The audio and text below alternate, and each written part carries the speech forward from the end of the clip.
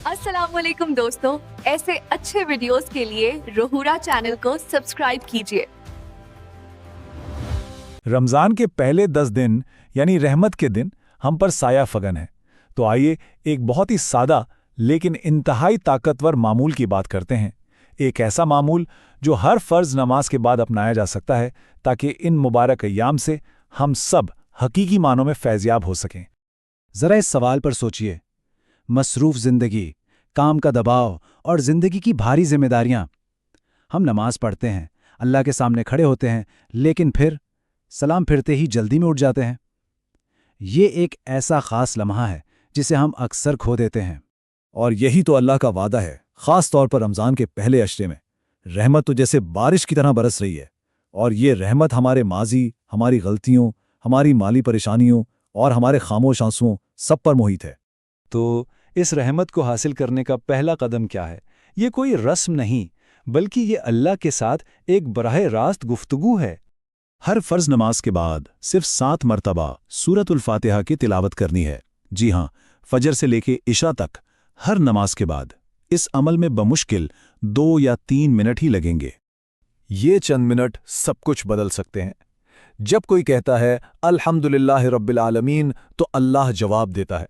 जब कोई कहता है इय्याका नाबुदु व इय्याका नस्तईनु, तो वो अपनी तमाम मुश्किलात कायनात के मालिक के सुपर्द कर रहा होता है। ये परेशानी और बंदिशों के लिए एक ज़बरदस्त शिफा है। एक सहाबी ने एक बीमार शख्स पर सूरतुल फातिहा पढ़कर दम किया था और वो अल्लाह के हुक्म से ठीक हो गया। जब नबी करीम सल्लल्लाहु अलैहि वसल्लम को ये बात बताई गई तो आपने उसकी तस्दीक की और पूछा कि तुम्हें कैसे मालूम हुआ कि ये शिफा है? इससे उसकी ताकत का अंदाज़ा होता है। अच्छा, जब हम अल्लाह से गुफ्तगू कर लेते हैं तो अब वक्त है कि अपने दिल में इस पर यकीन को और भी पुख्ता करें, क्योंकि अक्सर मसला वसाइल की कमी का नहीं होता, बल्कि तवक्कुल और यकीन की कमज़ोरी का होता है। दूसरा कदम है हर नमाज के बाद 11 मरतबा सूरतुल इखलास की तलावत। इसमें भी सिर्फ चंद कीमती मिनट ही लगेंगे, लेकिन ये मिनट हमारे टूटे हुए दिल को जोड़ने और इसे असर नौ तामीर करने की ताकत रखते हैं। जब कोई बार बार कहता है कुल हुवल्लाहु अहद, तो वो अपनी रूह को याद दिला रहा होता है कि सिर्फ एक ही ज़ात है जो रिज़्क़, मुस्तक़बिल और टूटी हुई चीज़ों को जोड़ने पर कादिर है। ये अमल दिल को दुनियावी चीज़ों पर इन्हिसार करने से पाक कर देता है। सूरतुल इखलास की तिलावत का अमल सीधा सीधा अल्लाह के इस वादे से जुड़ा हुआ है। जब यकीन खालिस हो जाता है ना, तो अल्लाह काफ़ी हो जाता है और माली परेशानियां खुद ब खुद कम होने लगती हैं।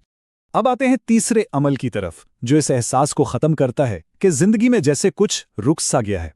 कभी कभी हमारे गुनाह हमारी दुआओं और रिज़्क़ के बीच एक रुकावट बन जाते हैं। तीसरा कदम है हर नमाज के बाद 33 मरतबा अस्तग़फ़ारुल्लाह का विर्द। ये महज एक लफ्ज़ नहीं, बल्कि ये वो चाबी है जो तकदीर के बंद दरवाज़ों को खोलने की ताकत रखती है।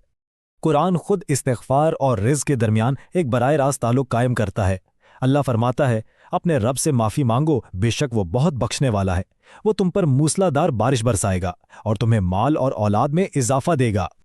हसन बसरी रहमहुल्लाह की मशहूर कहानी इस बात की बेहतरीन मिसाल है कि इस्तिग़फ़ार कैसे मुख्तलिफ दुनियावी मसाइल का हल है। जब लोगों ने उनसे पूछा कि आपने सबको एक ही जवाब क्यों दिया, तो उन्होंने कुरान की आयत का हवाला दिया। और अब चौथा और आखिरी अमल, जो नबी करीम सल्लल्लाहु अलैहि वसल्लम पर दरूद भेजने के नाकाबिल यकीन फ़ायदे पर फोकस करता है। चौथा कदम हर नमाज के बाद 10 मरतबा नबी करीम सल्लल्लाहु अलैहि वसल्लम पर दरूद भेजना है। इसका फ़ायदा तो नाकाबिल यकीन है। नबी करीम सल्लल्लाहु अलैहि वसल्लम ने फरमाया, जो मुझ पर एक बार दरूद भेजता है, अल्लाह उस पर 10 रहमतें नाजिल फरमाता है। सोचिए, एक के बदले 10। जब अल्लाह की रहमतें नाजिल होती हैं, तो इसका मतलब है ज़िंदगी के हर शोबे में बरकत, वक्त में, आमदनी में, सेहत में, औलाद में, हर चीज़ में। परेशानियां दूर होती हैं और गुनाह माफ़ कर दिए जाते हैं। तो आइए इन चारों आमाल को मिलाकर एक मुकम्मल, मरबूत और ताकतवर रोज़ाना के मामूल की शक्ल देते हैं। तो ये है हमारा मुकम्मल मामूल। हर फ़र्ज़ नमाज के बाद ये 4 काम करने हैं, और अगर बिल्कुल सुकून से भी किया जाए ना, तो 8 से 10 मिनट से ज़्यादा नहीं लगते। इतने बड़े इनामात के लिए ये कितना कम वक्त है। ये सिर्फ बेतरतीब अल्फाज का मजमुआ नहीं है, ये एक मुकम्मल रूहानी तैयारी है। इसमें हम्द, तौहीद, इस्तिग़फ़ार और दुरूद सब कुछ इकट्ठा हो जाता है, जो दुआ से पहले दिल को बिल्कुल तैयार कर देता है। اس کے بعد جب ہاتھ اٹھائے جاتے ہیں تو اس دعا کا وزن ہی کچھ اور ہوتا ہے۔ ان رحمت کے دنوں میں آئیے ہر نماز کے بعد یہ 10 منٹ اللہ کے ساتھ ایک عہد بنا لیں، بیٹھ کر اللہ کو یاد کر کے اور اس سے مانگ کر دیکھیں کہ اس کی رحمت آپ کی زندگی کو کیسے منور کرتی ہے۔ یہ 10 منٹ ان دروازوں کو کھول سکتے ہیں جن کا